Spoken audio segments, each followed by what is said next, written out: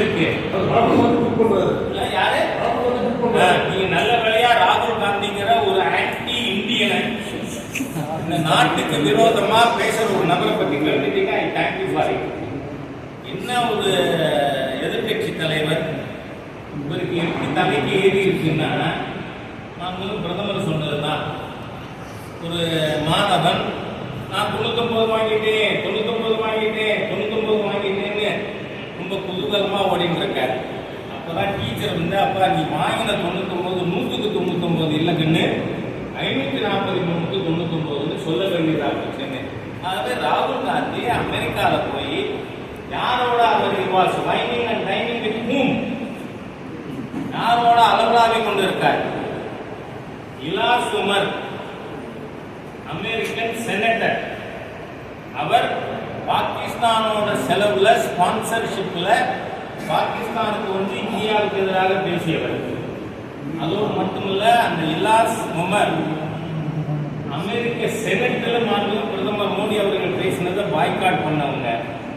இன்னைக்கு ரிபப்ளிக் பார்ட்டியினுடைய கேண்டிடேட்டா இருக்கிற முன்னாள் ஜனாதிபதி டொனால்ட் ட்ரம்ப் அவர்கள் என்ன சொல்றார்?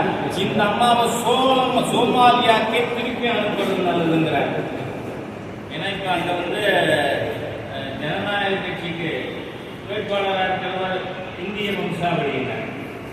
நம்ம மன்னாடு பக்கத்தில் இருக்க பையா நாடு தான் அவங்க ஊர். அந்த மாதிரி இந்த அம்மா சோமாலியாவிலிருந்து வந்த இந்திய விரோத சக்திகள், இந்த நாட்டுக்கு எதிரான சக்திகளோட ஹாப்தாபிங் தான். இது எந்த விதத்தில் எதிர்கட்சி தலைவரோட லட்சணம்.